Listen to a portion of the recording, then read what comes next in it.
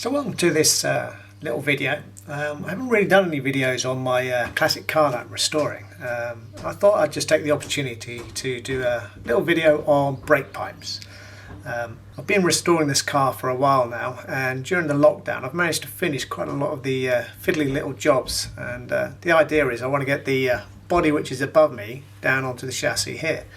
But one of the last jobs I want to do is the brake pipes, because it's a lot easier to do the brake pipes from the top than having to squish yourself under the car and put them underneath. So I thought I'd just go through all the steps I do to make brake pipes. It's actually an easy job, and it's a job I find quite therapeutic. I actually like doing brake pipes. Copper is a nice material to work with. So the first thing I'm going to show you, this is the pipe I'm using. It's actually copper pipe. I would prefer it to be copper nickel, but that's all they had in the shop on that particular day. So I've got a reel of copper tube or pipe.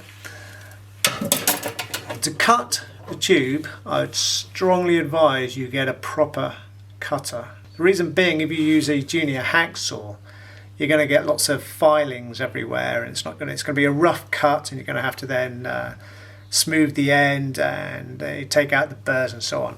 This makes a nice straight cut, and it's so much easier. So that's what I use to cut the tube. Also, you're going to need some kind of tool to flare the end of the tube. Now, I've had this one, I reckon, 30 years. It's a bit cack-handed to use, but it works. So I'm going to show you how to flare the end of the tube with this tool.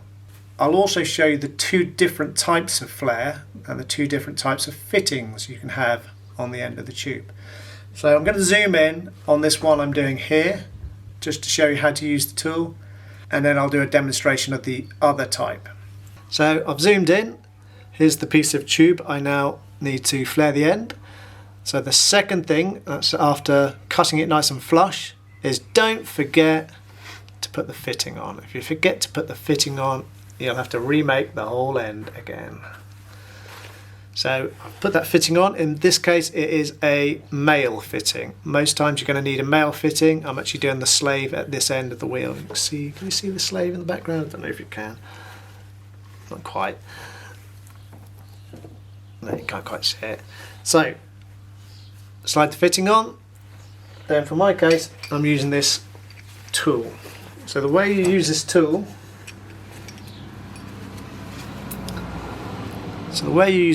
it's got this die, I think they call it, and that gets screwed into the body here. There's actually a nut in there, you can see. So I screw that in first.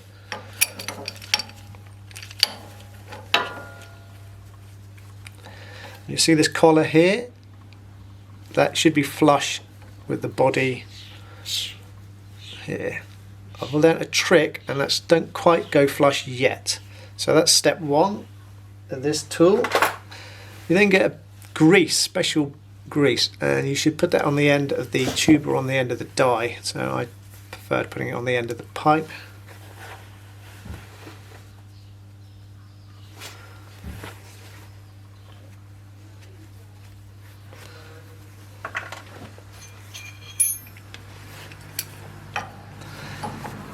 So like I say, this is cap-handed.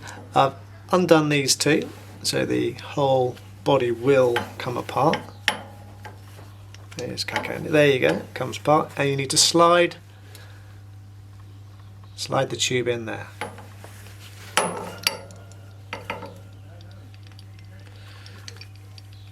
When you've slid it in, squeeze the two parts of the clamp together, and then finger tight do these up. I want to do it now. There you go. That's easier. All I'm going to do at this point is do these finger tight.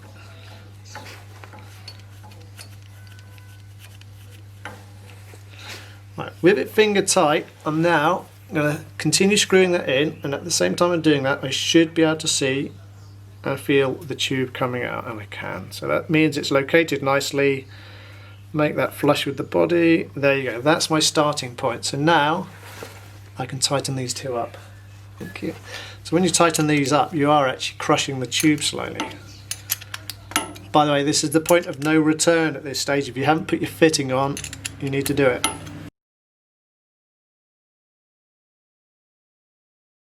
Okay, so these two are nicely tightened up, and that will have actually crushed the end of the tube slightly.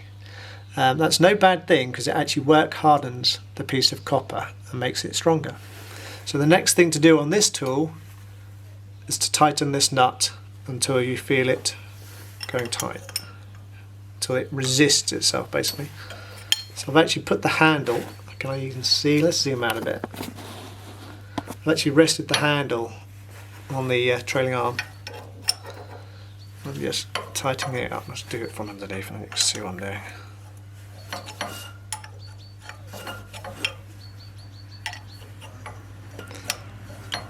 Alright, I can feel that squishing the pipe now.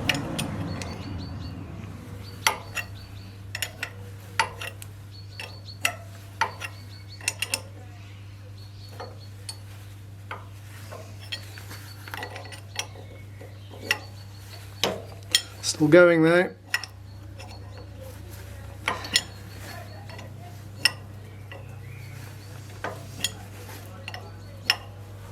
Right, that has gone tight. What I haven't said is this tool initially does a single flare, and that's what you need when you're using a male fitting, a single flare.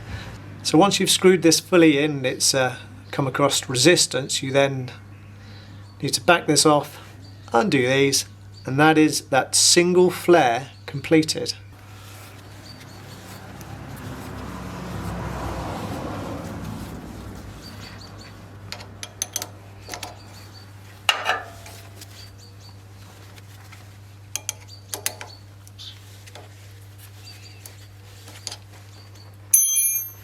So now we split the body, take it off, and that is our single flare. Just bend it that way so you can see it. I need to there you go, you can see that now. So it's flared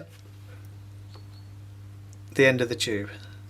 Now that works well for a male fitting. So this is my test piece, which I'm demonstrating both types on. So this is a single flare on a male fitting. On the other end I've got the female fitting, and that needs a double flare because that is pushed back in there to make the seat. So on the tool I have, to create that, you first make the single flare, and then you take this bit out, the threaded section, you turn it around the other way, and this die on this end creates the double flare. So I hope that's been of some use to you guys. It's only a brief look. I'm sure there's loads more I do that I haven't said. But I actually think brake pipes is something relatively easy to do.